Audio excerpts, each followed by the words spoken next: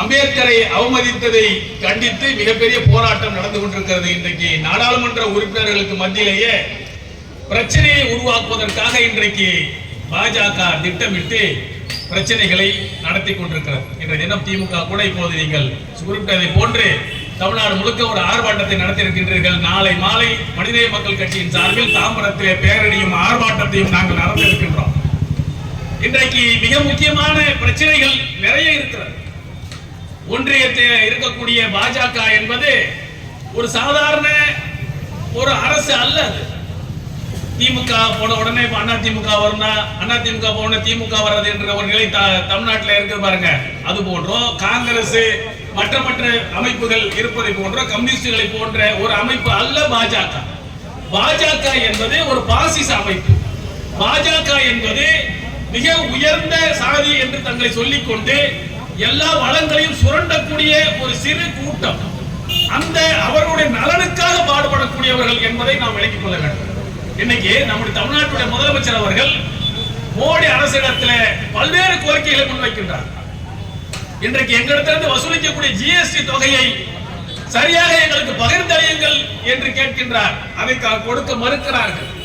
அதே போன்று metro rail திட்டத்தில் ஒதுக்க வேண்டிய நிதியை ஒதுக்குவதற்கு எவ்வளவு தாமதித்தார்கள் என்பதை நாம் பார்த்துக் கொண்டிருக்கிறோம்.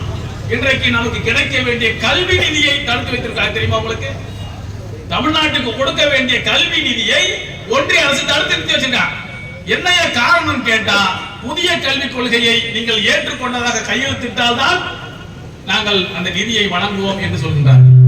புதிய கல்விக் கொள்கைனா என்னன்னு இன்னைக்கு இந்தியாவில் இருக்கக்கூடிய மற்ற மாநிலங்களுக்கு தெரியாமல் இருக்கலாம். ஆனால் தமிழ்நாடு நீதி கட்சியாலும் தந்தை பெரியாராலும் வார்த்தெடுக்கப்பட்ட ஒரு அரசு, இன்னைக்கு திராவிட மாடல் அரசு இங்க நடத்தி கொண்டிருக்கிற நிலையில நீங்க என்ன சூழ்ச்சியோட அந்த புதிய கல்விக் கொள்கையை கொண்டு வருகிறீர்கள் என்று உணர்ந்த முதலமைச்சர் அவர்கள் நாங்கள் புதிய கல்விக் கொள்கையை நிராகரிக்கிறோம் என்று இன்றைக்கு அறிவித்திருக்கிறார். என்ன காரணம்? இன்னைக்கு முத்தமிழர் கலைஞர் அவர்கள் 8ஆம் வகுப்பு வரைக்கும் ஆல் பாஸ், பிள்ளைங்களை ஃபெயில் ஆக்குறது இல்ல. 8ஆம் வகுப்புக்கு பிறகுதான் அவங்களுக்கு தேர்வை கடுமைப்படுத்தி அதுக்கப்புறம் SSLC +2 எல்லாம் படிச்சு அவங்க கல்லூரிக்கு போகக்கூடிய ஒரு நிலைமை. இன்றைக்கு அது போன்ற ஒரு கல்வி திட்டத்தை தமிழ்நாடு நடைமுறைப்படுத்தி கொண்டு வந்த காரணத்தால் தான் இந்த 3ஆம் வகுப்புல 5ஆம் வகுப்புல ஃபெயில் பண்ணி பிள்ளைங்களை நின்று போய் குழந்தை தொழிலாளர்களா போயிட்டு இருந்தாங்க பாருங்க. அதெல்லாம் இன்னைக்கு தடைப்பட்டு இந்தியாவிலேயே கல்லூரிக்கு போகக்கூடியவர்கள் அதிகமாக இருக்கக்கூடிய ஒரே மாநிலம் தமிழ்நாடு என்கிற ஒரு நிலை இருக்கு. தேசிய அளவுல எவ்வளவு பேர் காலேஜுக்கு போறான் அப்படின்னு கணக்கு எடுக்கும் போது சென்சஸ்ல அவங்க சர்வே பண்ணி பார்க்கும்போது 100 பேருக்கு ஸ்கூல்ல படிச்சா காலேஜுக்கு போறோம் வெறும் 27 பேர் மட்டும் தான் காலேஜுக்கு போறாங்க. மற்றவர்கள் எல்லாம் இடைநிற்றல் நின்னுறான், காலேஜுக்கு போறதில்லை. பெண்கள் படிப்பதில்லை பெருவாரியாக. ஆனால் தமிழ்நாட்டில் எவ்வளவு பேர் 100 பேர் படித்தால் அதுல கல்லூரிக்கு போகிறவர்கள் எத்தனை பேர் என்று சொன்னால் 2 மடங்காக 54 பேர் இன்றைக்கு தமிழ்நாட்டிலிருந்து கல்லூரிக்கு போகக்கூடிய எண்ணிக்கை உயர்ந்திருக்கிறது. இந்தியாவிலேயே அதிகமாக பெண்கள் கல்வி கற்கக்கூடிய மாநிலமாக தமிழ்நாடு இன்றைக்கு திகழ்ந்து கொண்டிருக்கிறது என்று சொன்னால் அதற்கு இந்த திராவிட இயக்கம் உழைத்த உழைப்பு என்பது ஒரு நூற்றாண்டு காண்டியத்து உழைப்பு. மறக்க முடியாது, யாரும் மறக்க முடியாது. இன்றைக்கு எல்லாவற்றையும் நம்ம முன்னேறி இன்னைக்கு தமிழ்நாடு அமைதியா இருக்கு. தமிழ்நாடு மனக்கலவரம் இல்லாத, சாதி கலவரம் இல்லாத, எல்லாரும் அமைதியாக அண்ணன் தம்பியாக வாழக்கூடிய ஒரு சூழல் உருவாகி இருக்கிறது என்று சொன்னால் அதுக்கு மிக முக்கியமான காரணம் கல்வி வளர்ச்சி. அந்த கல்வி வளர்ச்சியை உருவாக்கியது திராவிட மாடல் அரசுகள் தான், திராவிட இயக்கம் தான் என்பதை நாம் எல்லாரும் சொல்றோம். இது ஏதோ மனிதநேய மக்கள் கட்சிக்கு சொல்லக்கூடிய கருத்து என்பதல்ல, எல்லா இயக்கங்களுக்கும் பொருந்தக்கூடிய கருத்து. திராவிட இயக்கம் இன்றைக்கு தமிழ்நாட்டில் உருவாக்கி இருக்கக்கூடிய இந்த மாற்றம் என்பது ஏதோ தமிழ்நாட்டுக்கு மட்டும் மாற்றமால. இன்றைக்கு ராகுல் காந்தி இதை எடுத்துக்கொண்டு சொல்கின்றார். அந்த தேர்தல் நேரத்தில் பேசும்போது ஒரு செய்தியை சொன்னார், சட்டமன்றத்தில் கூட நான் பதிவு செய்தேன். என்ன சொன்ன தெரியுமா ராகுல் காந்தி? நான் இந்தியாவை பார்க்கணும்னு, இந்தியாவை பற்றி புரிந்து கொள்ள வேண்டும் என்று நான் ஆசைப்படும் போதெல்லாம் நான் தமிழ்நாட்டை பார்க்கின்றேன். இந்தியாவை பிரதிபலிக்கக்கூடிய ஒரு மாநிலமாக தமிழ்நாடு இருக்கிறது. தமிழ்நாட்டிலிருந்து சமூக நீதி கொள்கையை நான் எடுத்து செல்கிறேன் என்று சொன்னவர் நம்முடைய ராகுல் காந்தி அவர்கள். இன்னைக்கு அவரு என்ன குரல் எழுப்புறார், என்ன பிரச்சனை இன்னைக்கு நாடாளுமன்றத்தில் நடந்துகிட்டு தெரியுமா? சமூக நீதியை நிலைநாட்டுங்கள் என்று இன்றைக்கு இந்தியா கூட்டணி முன்னணியில நின்று குரல் கொடுத்துட்டு இருக்காங்க. அம்பேத்கர் சொன்ன சமத்துவ சகோதரத்துவ கோட்பாட்டை நிலைநிறுத்துங்கள், எல்லாருக்குமான வாய்ப்பை இந்தியா சட்டம் வழங்கியிருக்கிறது, அப்படிப்பட்ட ஒரு சட்டத்தை நிலைநிறுத்துங்கள் என்று கேட்கும் போது அவர் என்ன சொல்றான்? மனு தர்ம சட்டத்தை நாங்கள் நிலைநிறுத்துவதற்காக வேண்டி அவர்கள் இன்றைக்கு பல்வேறு சதிகளை செய்து கொண்டிருக்கிறார். இப்ப இன்னொரு திட்டத்தை தமிழ்நாடு அரசு நிராகரிக்கிறது என்று முதலமைச்சர் அறிவித்திருக்கின்றார். என்ன திட்டம் அது? விஸ்வகர்மா யோஜனா அப்படின்னு ஒரு திட்டம்.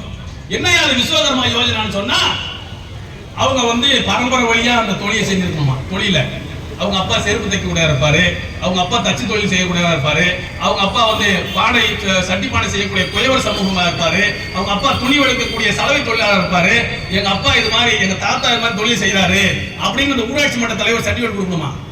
அப்படி கொடுத்தா அவர்களுக்கு 3 லட்சம் ரூபாய் கடன் குறைந்த வட்டியில. எத்தனை வயசுல கொடுப்பாங்களாம்? 18 வயசுல கொடுத்துருவாங்களாம். அப்ப முதலமைச்சர் சொல்கின்றார், இதெல்லாம் வேற மாநிலத்தில் வச்சுக்க, 18 வயசுல என் மாநிலத்தை சேர்ந்த ஒவ்வொரு மாணவ மாணவியும் கல்லூரிக்கு போவான தவிர அவன் தொழில் கற்றுக்க வேண்டிய அவசியம் அவனுக்கு கிடையாது. அவனுக்கு அதனால் நம்முடைய முதலமைச்சர் என்ன சொல்கின்றார்? 18 வயசு இல்லையா, நீ திருத்து 35 வயசுல கூட அவனுக்கு வேற வழியே இல்ல, அந்த தொழில் தான் செய்து சம்பாதிக்க வேண்டிய நிலைமை இருந்தா 35 வயசு கடந்து கொடுக்க கூட 18 வயசு படிக்கக்கூடிய சலவை தொழிலாளருடைய மகன் இந்த நாட்டினுடைய IAS அதிகாரியாக IPS அதிகாரியாக வரணும். தச்சு தொழிலாளருடைய மகன் இந்த நாட்டில் கலெக்டரா இருக்கணும். இதெல்லாம் புரட்சி ஏற்படுத்தக்கூடிய மண்ணு, சமூக நீதி மண்ணு. ஜவ்வாது மலை ஒரு மலை இருக்கு, எங்க ஏலகிரி மலை பக்கத்துல. அந்த ஜவ்வாது மலையில் இருக்கக்கூடிய பழங்குடி சமுதாயத்தை சேர்ந்த ஒரு பெண்ணு இந்த திராவிட மாடல் ஆட்சியில் படித்து இன்றைக்கு மாஸ்டர் கோர்ட்டுடைய நீதிபதியாக வந்திருக்கிறார். இந்த புரட்சியை வட மாநிலங்களை பார்க்க முடியுமா? இன்னைக்கு இந்துக்களுக்காக உழைக்கிறோம்னு சொல்றாங்க. இந்துக்கள் அந்த மாநிலத்தில் முன்னேறி இருக்கானா? அவன் உண்மையாவே இந்துக்களுக்காக கட்சி நடத்தக்கூடிய பிஜேபியாக இருந்தால் வட மாநிலம் தானே அவங்களுக்கான களம். அங்கதானே அவன் எழுச்சியோடு இருக்கான். தமிழ்நாடு அவனுடைய கருத்து அடிப்படையில் இந்து விரோத ஆட்சி நடக்கக்கூடிய திராவிட மாடல் ஆட்சி நடக்கக்கூடிய இடம் தானே. அப்ப வட மாநிலத்தில் இந்து ஆகோ ஓகோன்னு இருக்கணும். இங்க தமிழ்நாட்டில் இந்துக்கள் சாப்பாட்டுக்கு வழி இல்லாத பசி பட்டினியோட பஞ்சம் படைக்கிறதுக்காக வேண்டி வட மாநிலத்துக்கு நோக்கி போகணும். ஆனா என்ன நிலைமை? இந்துக்களுக்காக ஆட்சி நடத்தக்கூடிய உத்தரப்பிரதேசம், மத்திய பிரதேசம், பீகார் இங்க இருந்து தமிழ்நாட்டை நோக்கி ஆயிரக்கணக்கில் லட்சக்கணக்கில் பஞ்சம் படைப்பதற்காக 300 ரூபாய் சம்பளத்துக்காக இன்றைக்கு வடிமாநில தொழிலாளர்கள் வருகிறான்னு சொன்னா, அந்த மாநிலத்தில் அந்த இந்துக்களை எந்த நிலையில வச்சிருக்க? நீ எந்த நிலையில வச்சிருக்கிற? அப்ப யாருக்கான கட்சி இந்த பாஜக? யாருக்கான கட்சி இவர்கள்? யாரை இவர்கள் வளர்த்து கொண்டிருக்கிறார்கள்? அப்ப இந்த நாட்டுடைய வளங்கள் என்பது எல்லா மக்களுக்கும் போய் சேரலாம். கல்வி கிடைக்கல, பிரசவம் நேரத்துல குழந்தைங்க அதிகமாக உயிரிழப்பது வட மாநிலத்தில். என்னன்னு கேட்டா ஊட்டச்சத்து இல்லாம குழந்தைகள் இறக்கிறது. கோரக்பூர் என்ற இடத்துல உத்தரப்பிரதேசத்துல ஒரே நாள் 62 குழந்தைகள் இறந்து போனது.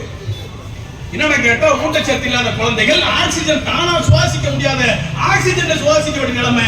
அந்த ஹாஸ்பிட்டல்ல அரசு மருத்துவமனையில் ஆக்சிஜன் வாங்கி வைக்கல. அப்படி 62 குழந்தைகள் இறக்கக்கூடிய நிலை. ஆனால் தமிழ்நாட்டில் இறங்குற நிலைமை ஊட்டச்சத்தை தாய்மார்களுக்கு கொடுக்கிறோம். அது கூட எங்க தொகுதியெல்லாம் கொடுப்போம்.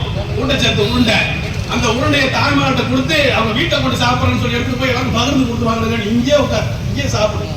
உன் வயிற்றில் இருக்கக்கூடிய குழந்தை நல்ல புஷ்டியோட பிறக்கணும், நீயும் சத்தோட இருக்கணும். வருங்கால தலைமுறை உன்னை நம்பிதான் சொல்லும் போது அந்த தாய்மார்களை சத்துள்ள தாய்மார்களாக உருவாக்கி ஒரு சத்துள்ள தலைமுறையை உருவாக்கக்கூடிய ஒரு அரசு தான் தமிழ்நாட்டில் திராவிட மாடல் அரசு என்பதை மறந்து விடக்கூடாது.